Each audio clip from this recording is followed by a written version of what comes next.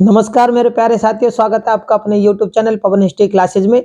साथियों, आज हम जानेंगे अलाउद्दीन खिलजी के सैन्य अभियानों के बारे में। भाई, पिछली वीडियो के माध्यम से हमने अलाउद्दीन खिलजी ने किस प्रकार से शासन किया था और किस प्रकार वो सुल्तान बने थे, हमने पिछली वीडियो के माध्यम से ये जाना था। अब हम जानेंगे उनके अभियानों के बारे में कि भाई उन्होंने किस प्रकार से अपने सैन्य अभियानों को पूरा किया था और सैन्य अभियानों के साथ किन किन क्षेत्रों पर उन्होंने अपना अधिकार किया था, यानी साम्राज्य का एक तरीके से विस्तार किया था। तो मेरे प्यारे साथियों, चैनल नया है, इसे ज्यादा से ज्यादा लाइक, शेयर और सब्सक्राइब करें। शुरू करते हैं। अलाउद्दीन खिलजी टॉपिक 2 है, ये पिछला अलाउद्दीन खिलजी से ही संबंधित है। ठीक है, ये टॉपिक 2, ठीक है, अलाउद्दीन खिलजी। तो आज हम इनके अभियानों के बारे में जानेंगे भी, आखिरकार इन्होंने कौन कौन से अभियान शुरू किए थे। तो इन्होंने जो सबसे पहला अभियान किया था वो मुल्तान के प्रति किया था। क्यों? क्योंकि जब ये सुल्तान बने थे और मुल्तान का जो प्रांतपति था वो मुबारक खिलजी जो थे, जलालुद्दीन फिरोज खिलजी, सॉरी मैं मुबारक खिलजी बोल गया, जो फिरोज खिलजी थे जलालुद्दीन खिलजी, उनका पुत्र था अरकली। उस समय वो मुल्तान के क्षेत्र पर उसका अधिकार था। तो क्या होता है, अलाउद्दीन खिलजी सबसे पहले, भाई जब तक उत्तराधिकारी होंगे तो भाई सुल्तान बने रहना बहुत कठिन था उस समय। तो सबसे पहले ये क्या करते हैं, पूर्व सुल्तान के परिवार को, जलाली परिवार को पूरे को ही नष्ट कर देते हैं। उसके बाद में जब ये दूसरा आक्रमण होता है वो गुजरात के ऊपर होता है इनका। उसके बाद में जो तीसरा, क्योंकि वो जो 2 अभियान है इनके, वो हम पिछली वीडियो में उसकी जानकारी दे चुके हैं, लेकिन जो अब सैन्य अभियान इनके बच गए थे वो इस वीडियो के माध्यम से हम जानेंगे। तो शुरू करते हैं। जैसलमेर का अभियान, गुजरात के बाद ये क्या करते हैं, जैसलमेर पर अभियान करते हैं। और कब करते हैं, इसका समय है 1299 ईस्वी। 1299 ईस्वी में अलाउद्दीन खिलजी जो हैं जैसलमेर पर आक्रमण करते हैं। क्यों करते हैं भाई, इसका क्या कारण था? इसका कारण था कि जैसलमेर का जो शासक था दूधा और उनका सहयोगी तिलक सिंह, ये क्या करते थे, खिलजियों के घोड़े चुरा लेते थे। खिलजियों के सेना में से ये घोड़े चुरा लेते थे, जिस कारण इन्हें सबक सिखाने के लिए अलाउद्दीन खिलजी जैसलमेर पर आक्रमण करते हैं और इन्हें हरा देते हैं। अब जब ये हार जाते हैं तो जैसलमेर का क्षेत्र भी अब अलाउद्दीन खिलजी के अंतर्गत आ जाता है। इसके बाद जब ये अगला आक्रमण करते हैं वो करते हैं रणथंभौर पर। रणथंभौर पर जब ये आक्रमण करते हैं वो करते हैं कितने में, 1301 ईस्वी। ये आपने याद रखना है भैया, क्यों करते हैं 1301 ईस्वी।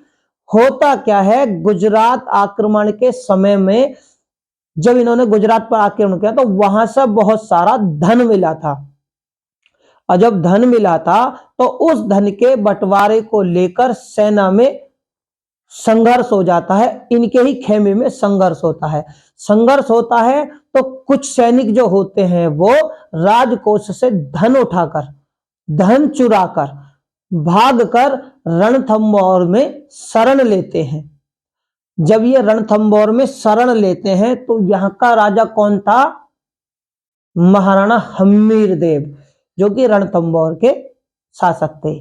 तो ये इनके यहां शरण ले लेते हैं। जब इनके यहां शरण लेते हैं तो अलाउद्दीन खिलजी उन्हें वापस, अपने सैनिकों को जो धन चुरा कर भागे तो उन्हें वापस लेने के लिए प्रस्ताव रखते हैं कि आप इन्हें वापस दे दिए। लेकिन वो क्षत्रिय थे, राजपूत थे, उन्होंने कह दी जो हमारे शरण में आ गया हम उसे वापस नहीं करते, मरते दम तक हम इनकी रक्षा करेंगे।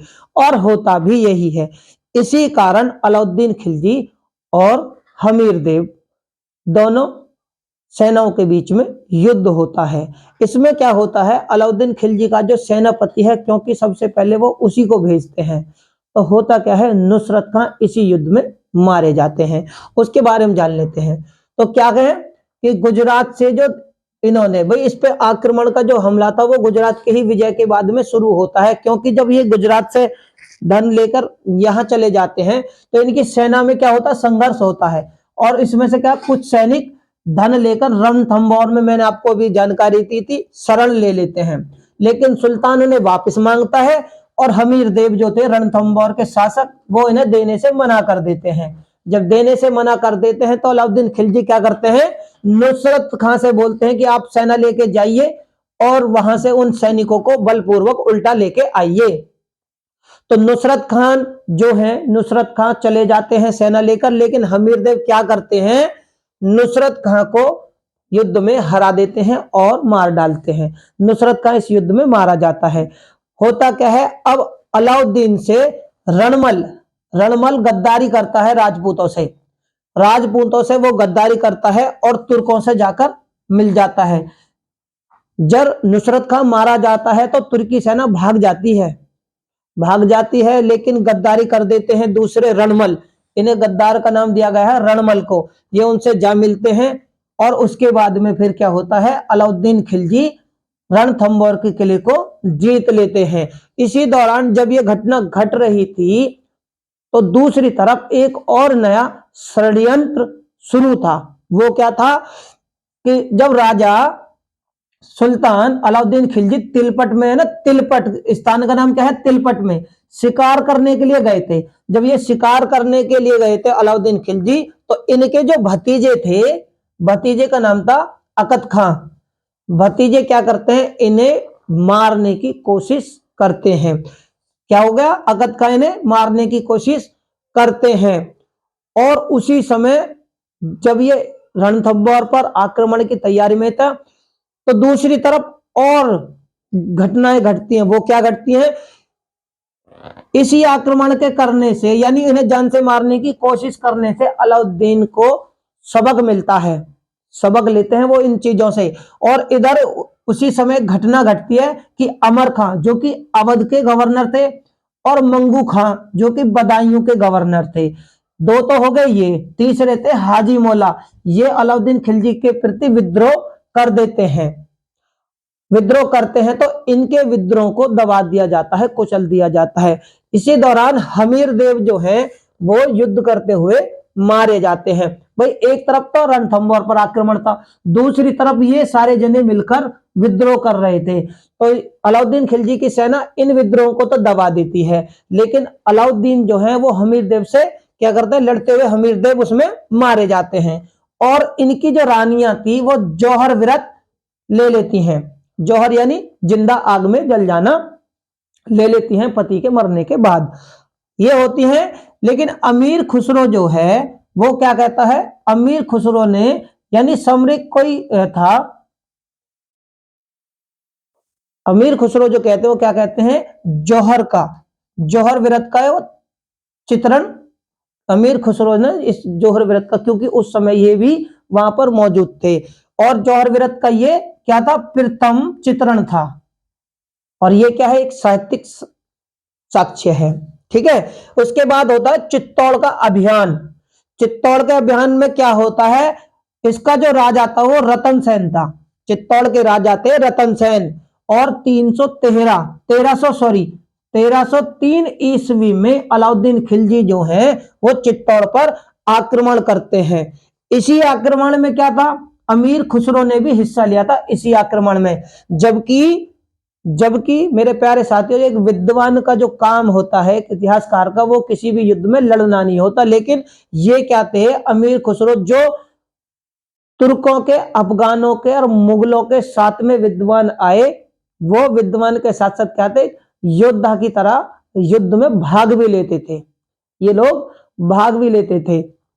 इसमें क्या है, अमीर खुसरो जो है वो क्या कहते हैं, यहां से एक मेन घटना है उस पर आप थोड़ा गौर कीजिएगा। चित्तौड़ पे क्यों आक्रमण किया अलाउद्दीन खिलजी में, तो मलिक मोहम्मद जायसी की जो पुस्तक है पद्मावती, पद्मावती क्या थी, रतन सिंह की पत्नी थी। ये क्या कहते हैं, उसको पाने के लिए पाने के लिए अलाउद्दीन खिलजी ने चित्तौड़ का अभियान किया था। लेकिन ये साहित्यिक साक्ष्य है, इसका कोई ठोस प्रमाण नहीं है, केवल साहित्य में ही इस घटना का उल्लेख है। तो होता क्या है, अमीर खुसरो ने भी जब यहां पर हिस्सा लिया और चित्तौड़ से गोरा और बादल की कहानी भी जुड़ी हुई है। इसकी चित्तौड़ से ही गोरा और बादल की कहानी भी इसी से जुड़ी हुई है। खुसरो ने जो पद्मावती की कहानी है, पद्मावती की, यहां से देखो पेपरों में क्वेश्चन आया था, तो खुसरो ने पद्मावती की कहानी को, भली भाई मलिक मोहम्मद जायसी ने तो पद्मावती लिखी, लेकिन उनकी लिखी हुई पद्मावती को खुसरो ने सुलेमान सेवा के नाम से लिखा है।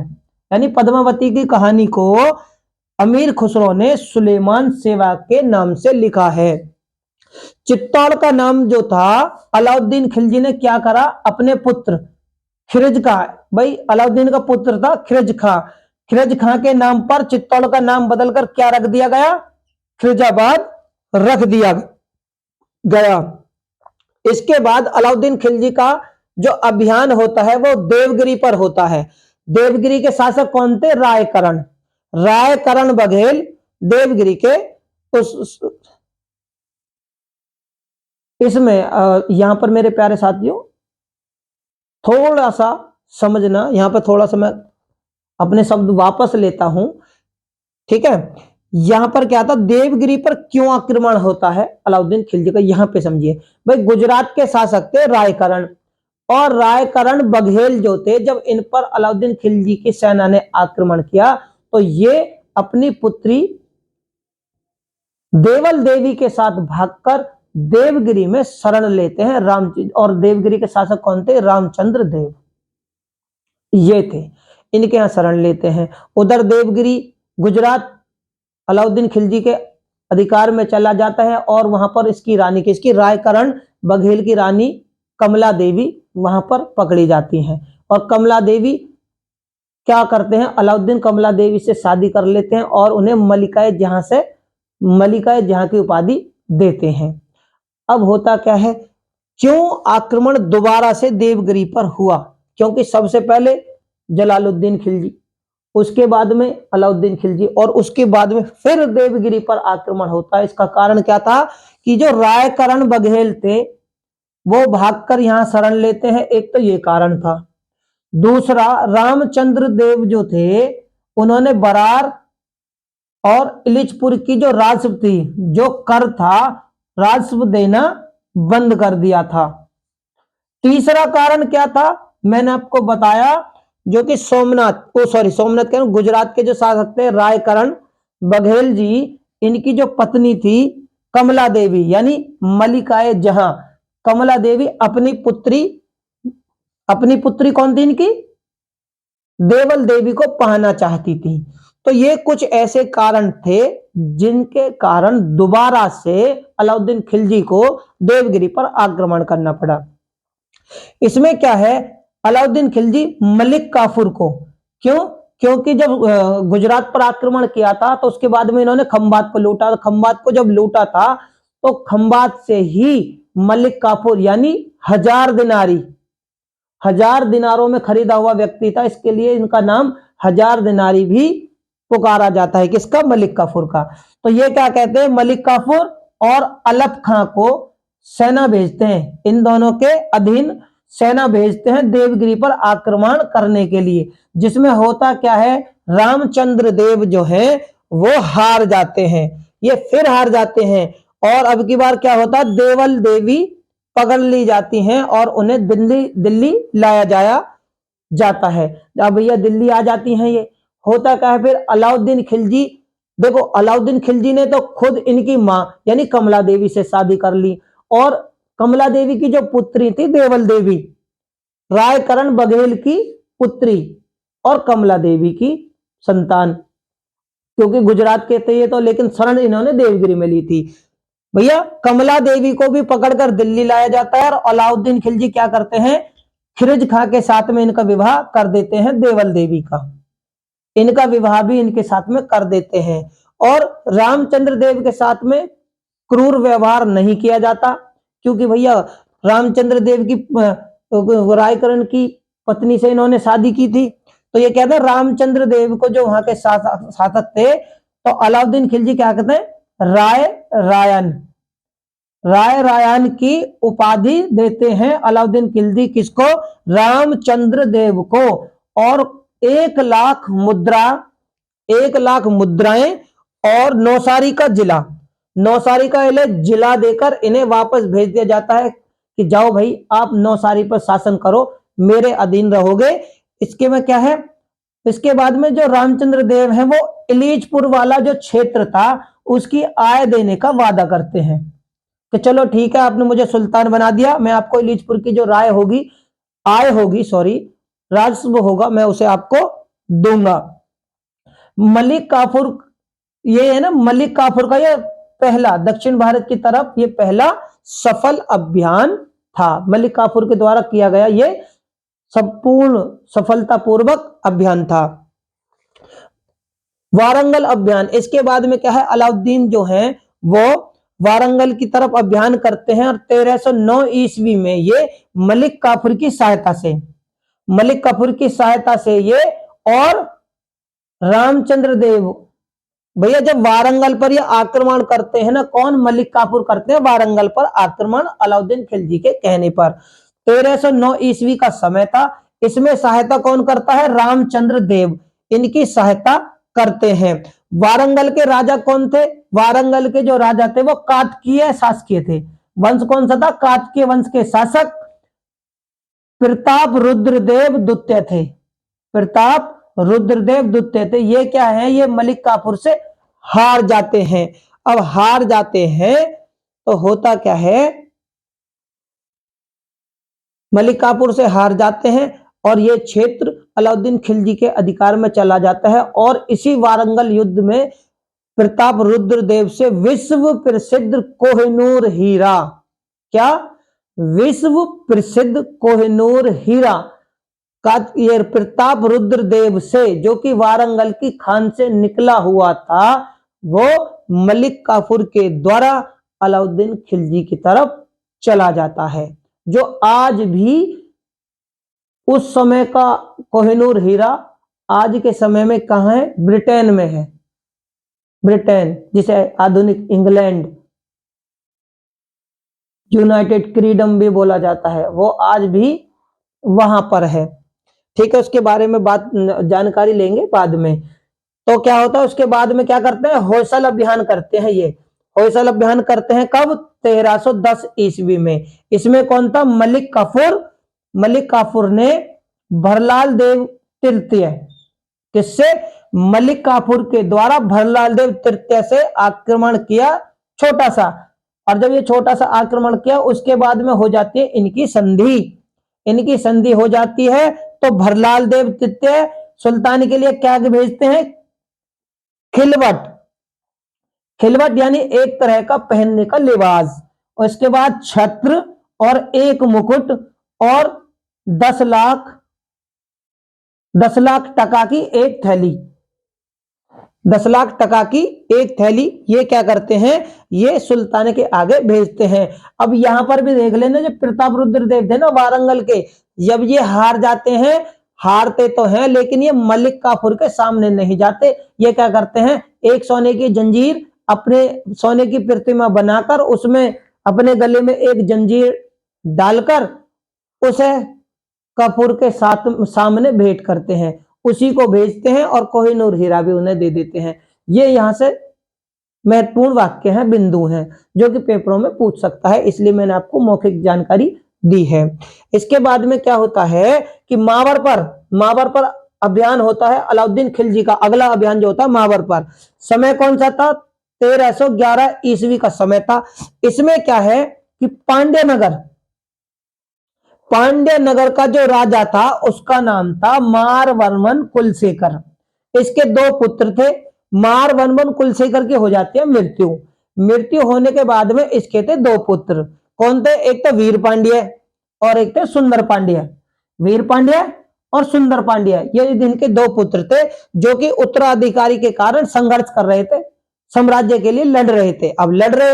इसी लड़ाई का फायदा उठाकर मलिक काफूर क्या करते हैं, मलिक काफूर कर देते हैं मावर पर आक्रमण। आक्रमण करते हैं मावर को। जो तुर्की इतिहासकार हैं वो मदुरा से इसकी कल्पना करते हैं कि हाँ भाई मावर को मदुरा बोला जाता है। ये तुर्की इतिहासकार यानी मोमडन इतिहासकार, मुसलमान इतिहासकार जो हैं वो करते हैं इसकी व्याख्या। ठीक है, ये लड़ते हैं दोनों जने, इसी का फायदा उठाकर मलिक काफूर जो है उस पर आक्रमण करते हैं और आक्रमण करने के बाद में क्षेत्र को तो जीतते ही हैं, प्लस बारामती के सोने के मंदिर, यहाँ पे सोने का मंदिर था बारामती में, उस सोने के मंदिर को भी लूटते हैं। जब ये इसे तोड़कर लूटते हैं तो शंकरदेव, अब शंकरदेव कौन थे भैया? शंकरदेव वही थे देवगिरी के रामचंद्र देव के पुत्र, रामचंद्र देव के पुत्र थे शंकरदेव। ये क्या करते हैं? विद्रोह कर देते हैं। विद्रोह कर देते हैं तो होता क्या है, मलिक काफूर आकर इस विद्रोह को फिर से दबाते हैं। मलिक काफूर इस विद्रोह को दबाता है और होता क्या है, शंकरदेव हार जाते हैं और उसके द्वारा फिर मार डाले जाते हैं। शंकरदेव की फिर हत्या कर दी जाती है मलिक काफूर जी के द्वारा। इसके बाद में होता क्या है, अब ये क्षेत्र था, इस क्षेत्र को भाई किसी ना किसी को तो नियुक्त करना ही था, तो क्या करते हैं, ये यादव वंश के शासक थे। यादव वंश के शासक कौन थे? हरपाल। हरपाल से समझौता करते हैं मलिक काफूर, हरपाल से यानी हरपाल देव से समझौता करते हैं मलिक काफूर। और उसके बाद में होता क्या है कि देवगिरी का इन्हें देवगिरी साम्राज्य और देवगिरी का इन्हें शासक मान लिया जाता है। अब कौन थे? पहले तो रामचंद्र देव थे देवगिरी के सुल्तान, सुल्तान नहीं शासक। अब क्या था? अब थे यादव वंश के हरपाल देव, क्योंकि मलिक काफूर से समझौता होने के बाद में वो देवगिरी के शासक मान लिए जाते हैं। तो मेरे प्यारे साथियों, उम्मीद करता हूं आपको अलाउद्दीन खिलजी के शासन के दौरान जितने भी अभियान उन्होंने किए, उनसे अभियानों से महत्वपूर्ण वाक्य आपको जानकारी मिली होगी। और मेरे प्यारे साथियों, इन अभियानों से संबंधित क्वेश्चन अगर पेपरों में आते हैं तो आप उसका जवाब आसानी से दे दोगे। मेरे प्यारे साथियों, चैनल नया है, इसे ज्यादा से ज्यादा लाइक, शेयर और सब्सक्राइब करें। बेल आइकन को दबाना आप बिल्कुल भी ना भूलें। डिस्क्रिप्शन बॉक्स में लिंक दिया हुआ है, वहां पर जाकर आप हमारी सारी वीडियो को देख सकते हैं। अगर किसी भी तरह की समस्या है तो आप हमें उसका जवाब कमेंट बॉक्स में दे सकते हैं। और इनसे संबंधित क्वेश्चन किस प्रकार से पेपरों में पूछे जाते हैं उनके बारे में हम आपको अपनी आने वाली वीडियो के माध्यम से जानकारी देंगे। धन्यवाद।